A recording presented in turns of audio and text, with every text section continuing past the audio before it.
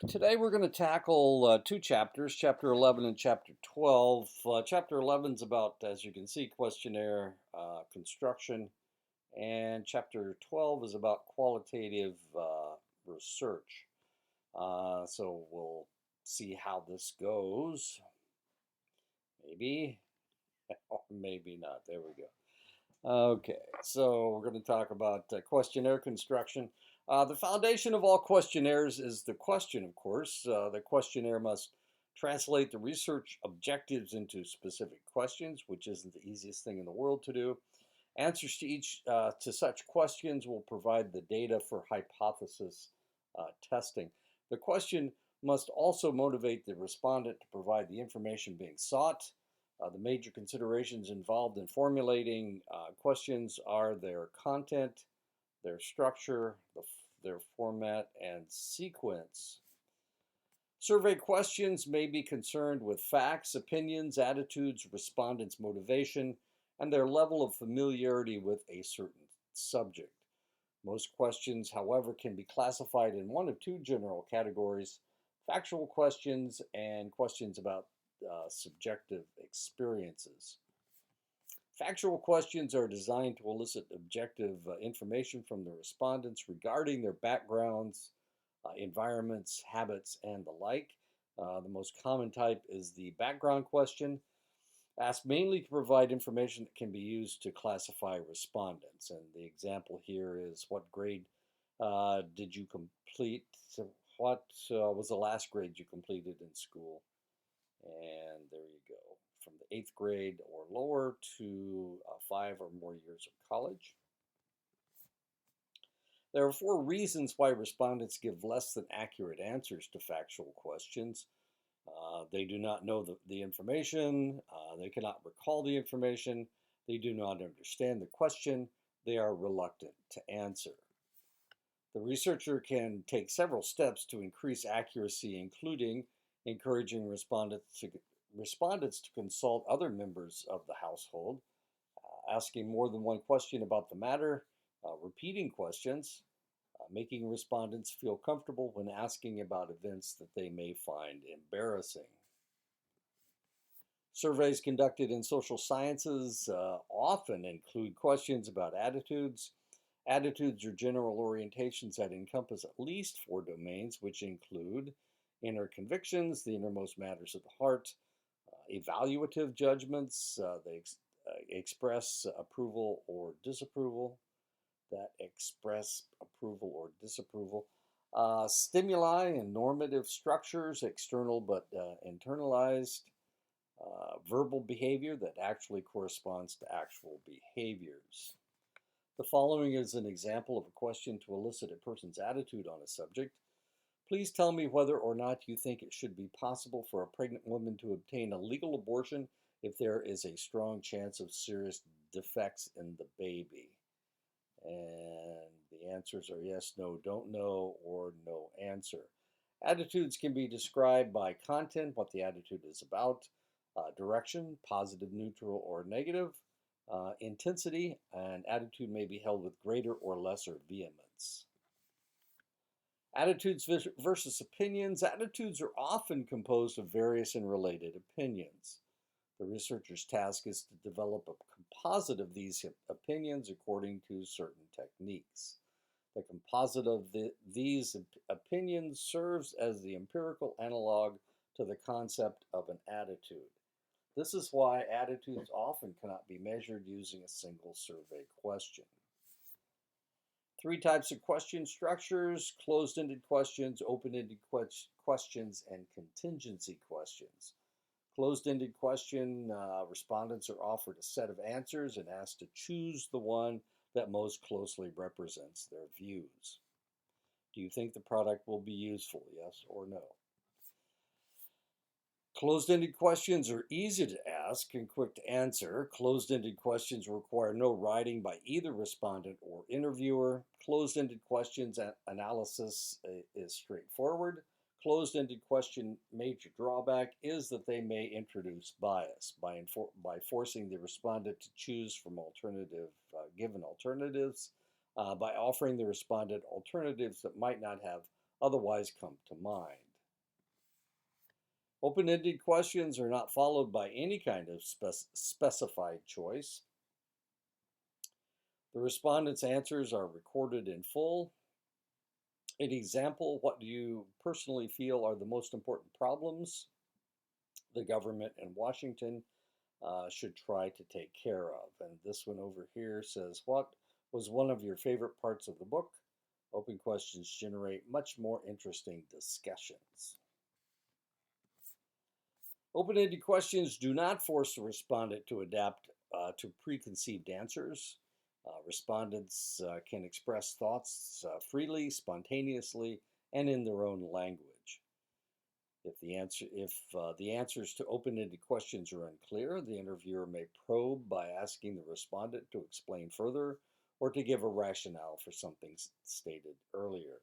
Open-ended questions encourage rapport between the interviewer and the person being interviewed. Limitations of open-ended questions are difficult to answer.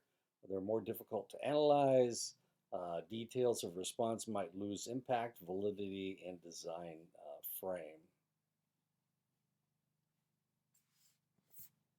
Closed-ended or open-ended questions depends on objectives of the questionnaire, respondent's level of information about the topic in question, extent to which the topic has been thought through by the respondent, ease which respondents can communicate the content of the answer, or the extent to which respondents are motivated to communicate on the topic. A contingency question is a special case closed-ended question that applies only to a subgroup of respondents.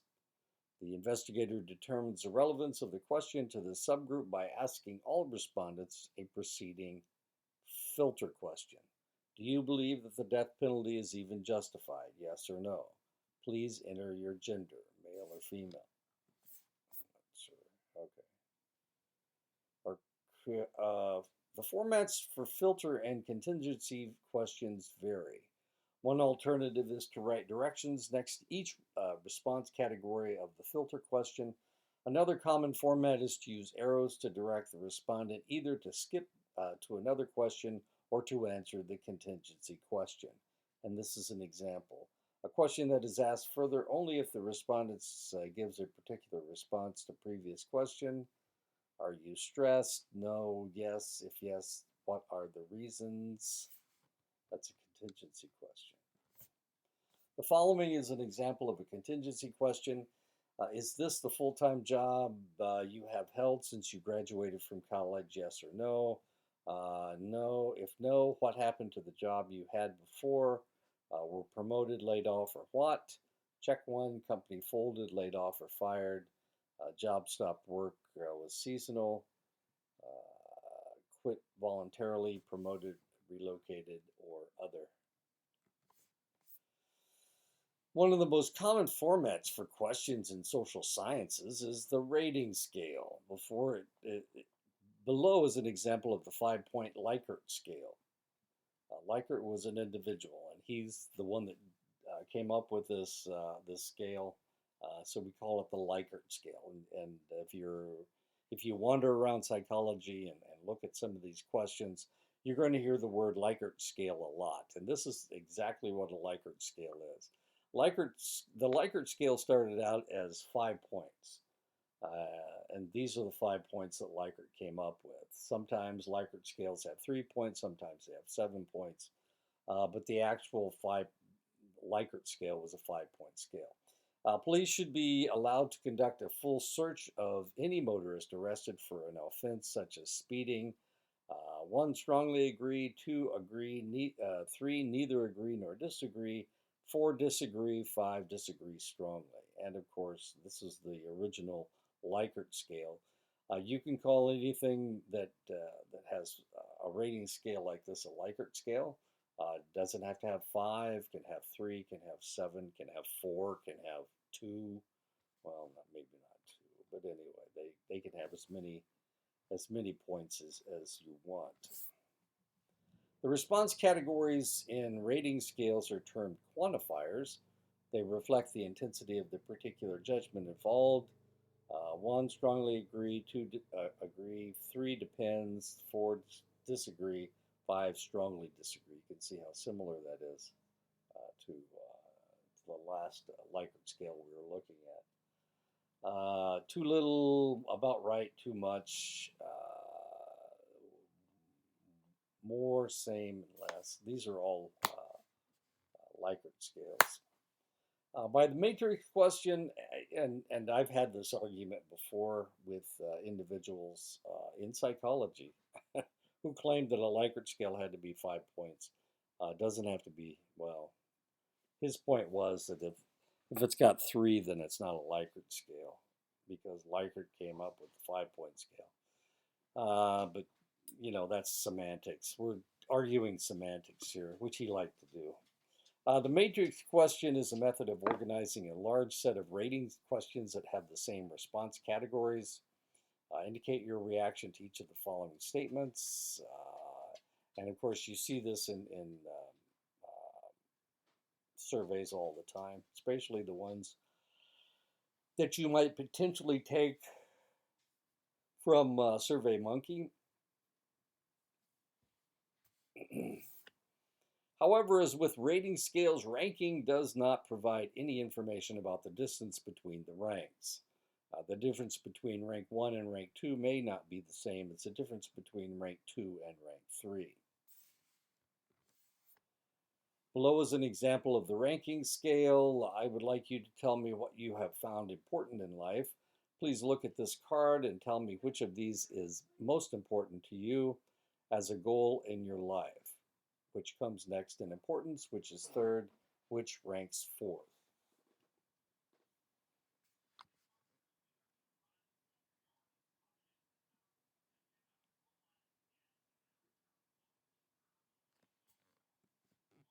Answers to attitude questions and surveys can vary markedly depending on the preceding items in the questionnaire. Position of an item in a list has a significant impact on its being chosen. Respondents most often choose items that appear first on the list.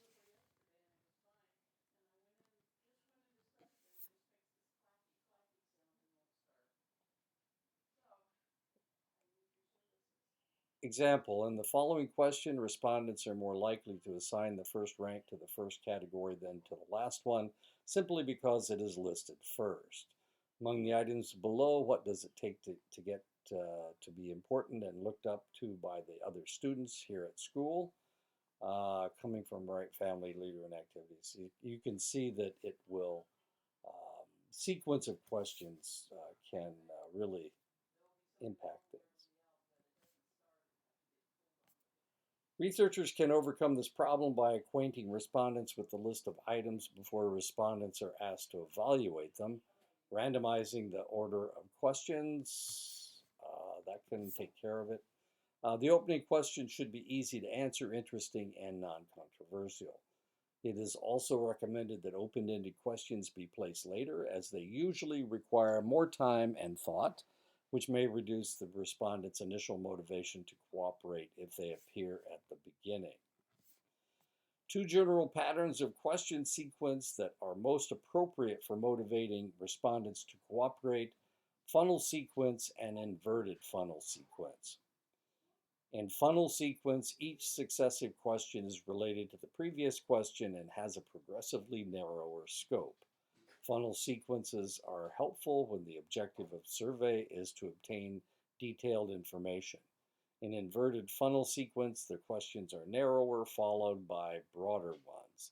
Inverted funnel sequence is helpful to obtain a generalization in the form of a judgment. The following questions form a funnel sequence. What do you think are some of the most important problems facing the nation? Of all the problems you have just mentioned, which do you think is the most important one? Where have you obtained most of your information about this problem? Do you read the Washington Post? They're funneling down to the idea as to whether you read their newspaper. Example, researcher is attempting to obtain the respondent's judgment regarding the effectiveness of rescue operations during a disaster. How many people do you suppose were killed in the tornado? How many do you suppose were injured so seriously? that they had to go to the hospital? How long was it before most of the injured got to the hospital? Did you see anyone administer first aid by giving artificial respiration or stopping bleeding? Who was it? In general, how well do you think the first aid and rescue operations were carried out? Pitfalls. Wording. Questions must be clear, concise, and simple. Response set. Avoiding sets of questions that might bias answers if lumped together. Leading questions. Phrasing questions in a way to elicit certain response. Threatening questions. Questions that deal with non-normative, illegal, or private behaviors. These often lead to response bias via underreporting. Double-barreled questions combine two or more questions in one. The problem with such a question is that it might confuse respondents who agree with one aspect of the question but disagree with another. Many questions that contain the word "and" are likely double-barreled. Domestic violence and gun violence are the most serious problems facing America today.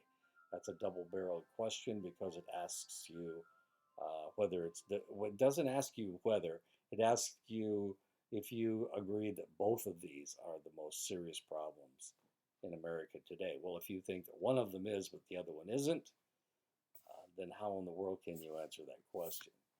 Questions with "and" can be used, however, if the dimensions separated by "and" are mutually exclusive and the respondent is asked to select one or to rank them according to some criterion.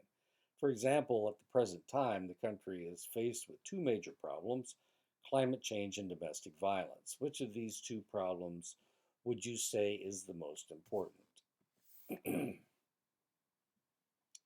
Wording. Avoiding bias. The question must be worded so that the respondent understands it. If the respondents come from all walks of life, the interviewers should use words that can be understood by the average sixth grader.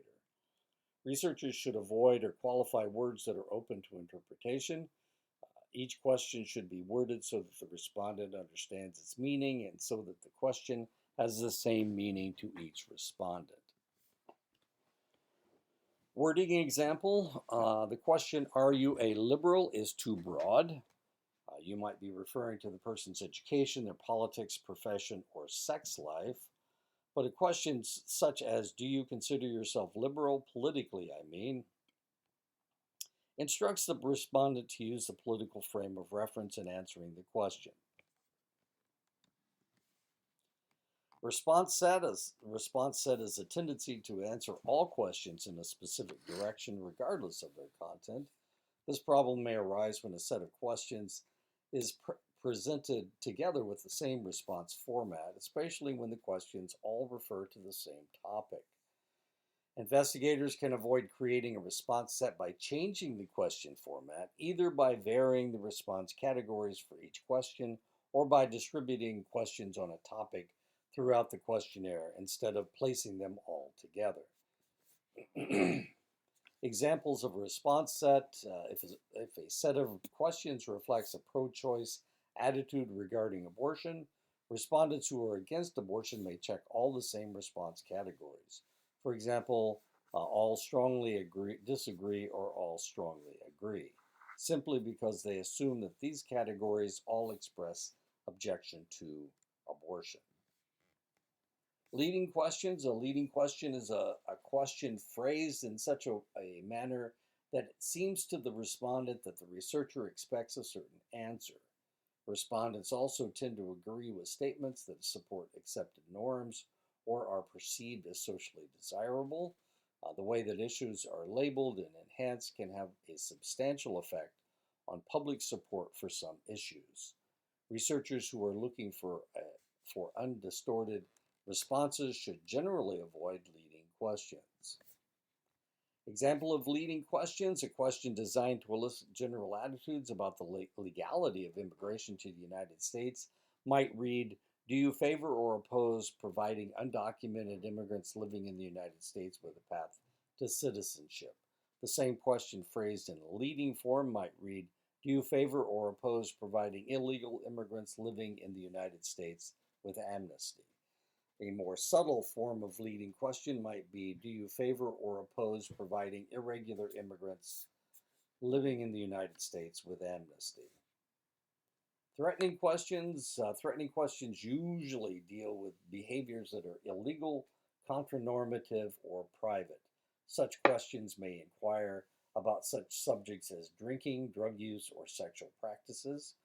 When they are presented with a threatening question, respondents are caught in a conflict between the role demands of cooperative respondent, who responds truthfully to all the questions, and the tendency for people to present themselves positively. Respondents usually resolve the conflict not by refusing to answer, but by reporting that they did not engage in a particular activity when in fact they did. The accuracy of the response is considerably increased by using a long introduction to the question rather than asking short questions. Example, in the short closed form, the item reads, in the past year, how often did you become intoxicated while drinking any kind of beverage? In the long form, the respondents were first asked to provide their own word for intoxication. Sometimes people drink a little too much beer, wine, or whiskey so that they act different from usual. What word do you think we should use to describe people when they get that way so that you will know what we mean and feel comfortable talking about it? The intoxication item then reads, occasionally people drink on an empty stomach or drink a little too much and become snockered. In the past year, how often have you become snockered while drinking any kind of alcoholic beverage? After creating the questionnaire, the researcher needs to work on introduction to explain the survey and encourage a high response rate. An introductory statement for a personal or telephone interview, a cover letter for a mail questionnaire, a homepage for an online survey. Introductions must succeed in overcoming any resistance or prejudice the respondent may have against the survey, identify the sponsoring organization or the persons conducting the study, explain the purpose of the study, tell why it is important that the respondent answer the questionnaire, assure the respondent that the information provided will be held in strict confidence. In general, cover letters for mail questionnaires and home pages for online surveys must be more detailed than introductory statements for personal or telephone interviews. Online surveys, home pages must be designed with accessibility in mind, including font size and color, compatibility with voice recognition software programs, and so on. Since 2001, the researchers who receive federal funding are required to make all electronic and information technology, including online surveys, accessible to persons with disabilities in accordance with the Federal Rehabilitation Act, Section 508. Instructions should be considered with any questions that are not self-explanatory. The instructions may range from very simple ones, such as circle the appropriate category, to more complex guidelines that explain how to rank a set of priorities. And that is the end of Chapter 11. Now we're going to start on Chapter 12, a little bit shorter. Field research is the most central strategy of data collection associated with qualitative methodology. Field research is defined as the study of people acting in the natural courses of their daily lives in order to learn firsthand about how they live, how they talk and behave, and what captivates and distresses them. Field work is carried out in the natural settings, such as anthropologists living with remote tribes or sociologists sharing in and observing the daily life of a local community. Qualitative field research uses a process called analytic induction, in which researchers collect data, formulate hypotheses based on the data, test their hypotheses using the data, and attempt to develop a theory. The theory that they develop is sometimes called grounded theory because it arises out of and is directly relevant to the particular setting under study. The researcher's goal in developing grounded theory is to produce a set of propositions that explain the totality of a phenomenon. Qualitative researchers use the examples of their observations and quotations from members of the group and under the study to support their theories. The investigator attempts to obtain some kind of membership in, or the participant observation is where an investigator attempts to attain some kind of membership in or close attachment to the group that he or she wishes to study. The participant observer's role is to observe and participate in the lives and activities of their research participants. Participant observation often entails learning the language, habits, work patterns, leisure activities, and other aspects of the observed's daily lives. Once upon a time, there was a reporter, and she decided that she needed to find out what was going on at the Playboy Mansion. So she became a Playboy. She went to the whoever hires people for Playboy, and she presented herself, and she was a fairly attractive young lady. So she got a job there, and then she wrote an expose about what was going on. There really wasn't anything negative going on, and she felt sorry for the girls that were working there because they weren't making very much money. Anyway, Gloria Steinem was the lady that did that, and if you type her name into Google search Gloria Steinem and type in there Playboy, her picture of her in her bunny outfit will come up. It's kind of interesting. She was a fairly attractive young lady, so it was easy for her to infiltrate the organization. In a complete participant role, the researcher is wholly concealed. The research objectives are unknown to the observed, and the researcher attempts to become a member of the group under observation. And this is what she did, Gloria Steinem. The complete participant interacts with the observed as naturally as possible in whatever areas of the subject's life the researcher finds of interest. Complete participation has been justified on the grounds that it makes possible the study of inaccessible groups or groups that do not reveal to outsiders certain aspects of their lives. Complete observer role, observe and extensively document the details, activities, habits, etc. of the research setting and of the research participants therein. Difficulties of complete participants become too self-conscious or too immersed, deciding what to observe, recording observations or taking notes is impossible on the spot, which can introduce selective bias and distortions through memory. Ethnography, as simply stated, is the study of people in their own environment through the use of methods such as participant observation and face-to-face interviewing. Ethnography is a unique type of qualitative method that, while drawing on many strategies like participant observation, is designed to yield insights that other methods cannot. Ethnography resists the urge to treat social phenomena as things in the world that exists and so should be studied, and instead privileges the dynamic nature of social phenomena in relational and transactional terms.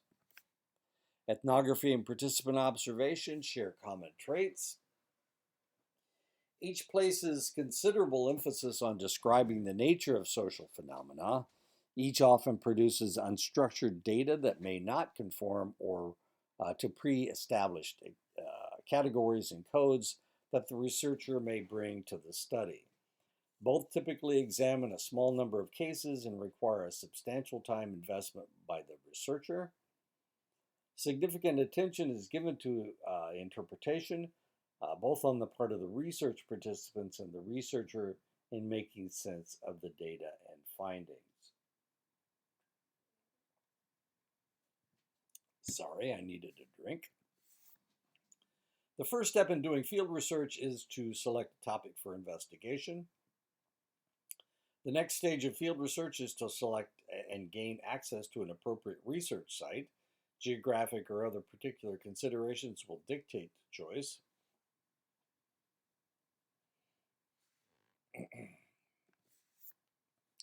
Going native, researchers who internalize the lifestyle of the group being studied and lose their objectivity is known as going native. It compromises the findings of the research project. Some researchers even abandon their research projects to protect their adopted group. If researchers maintain too much distance, however, they're unable to fully understand or empathize with the group being studied. Characteristics of the investigator are an important consideration in gaining access to a setting. For example, the gender, age, race, or ethnicity of the researchers, if different from the subjects, may create serious barriers in gaining access or in communication. Contemporary field researchers have emphasized the phase of establishing social relations is perhaps the most central aspect of fieldwork. One basic requirement, the researcher understands the jargon used by the particular group. Once field researchers have established relationships with members of the group, they are regarded as provisional group members.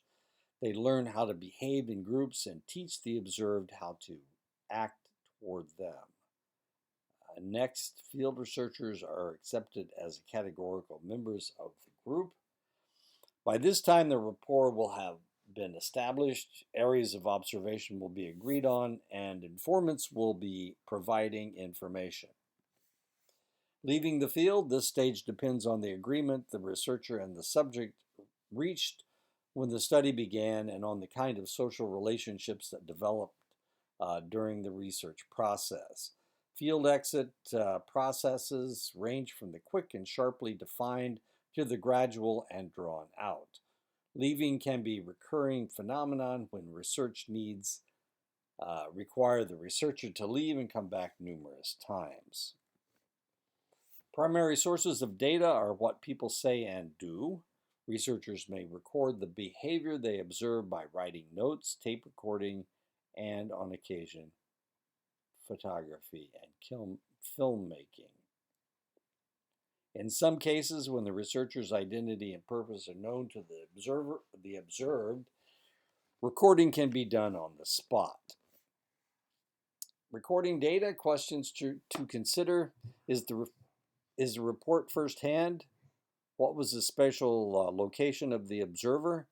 Did the research participant have any reason to give false or biased information? Is the report internally consistent? Can the report be validated by using other independent reports? And of course, this is some e-cards. Stop right there. I don't have enough paper and pens to keep your lies straight. May I suggest a personal recording device? Data analysis is qualitative field research. Data analysis in qualitative field research is an ongoing process. Observers formulate hypotheses and note important themes throughout their studies. As the research progresses, some hypotheses are discarded, others are refined, and still others are formulated. And this is one of the things that you need to remember. If you're doing your own research and you guys are thinking about and talking about research, a research proposal, one of the things we learned in the very beginning is that sometimes you need to change it. Sometimes things don't fit.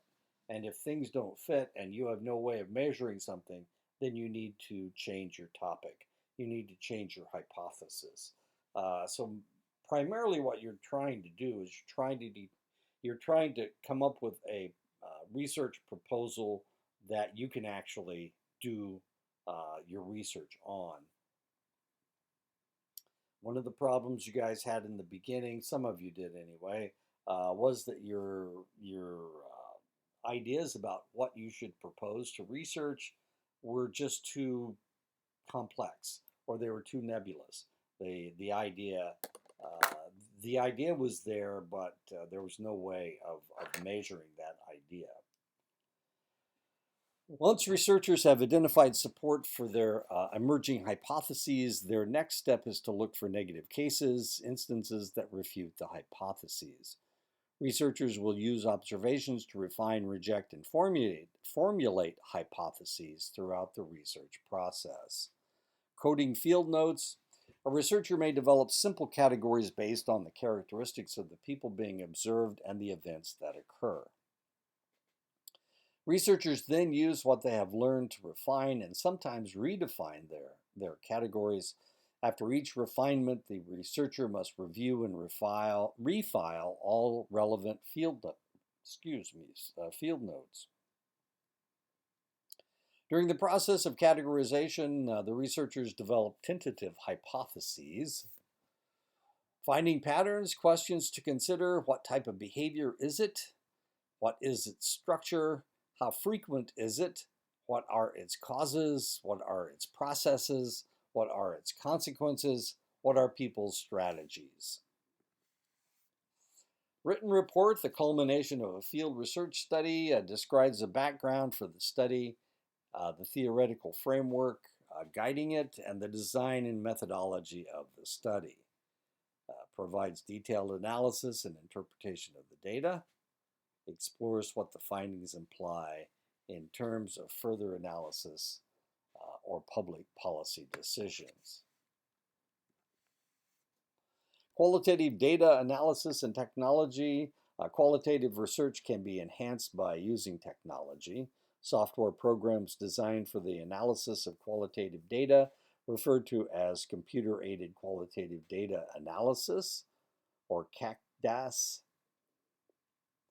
can speed up analysis and facilitate the coding process and the generating and testing of theories. Also, it simplifies the preparation of research reports. Software programs for qualitative research, QSR Nudist, Atlas TI, Hyper Research, MaxQDA, Navivo. Open source software programs are also available for free. Ethical, legal, and political dilemmas, use of deception and the impact such deception may have on the lives of those studied, unanticipated effects that any kind of field work may have on the people being studied. Often field workers have more power than their hosts. Subjects may receive field workers as sources of material resources, political connections, and social prestige. Governments and other political groups have become increasingly interested in who gets studied and in what ways. Particular relevance in cases where the results of research dealing with disadvantaged groups may have political and social implications. Many of these groups are now claiming the right to review both research proposals and pre-publication drafts of research reports. And that is the end of the lecture. So I'll see you guys next week. I think you have a test this week. Wait a minute. Oh, it's still going on. Okay.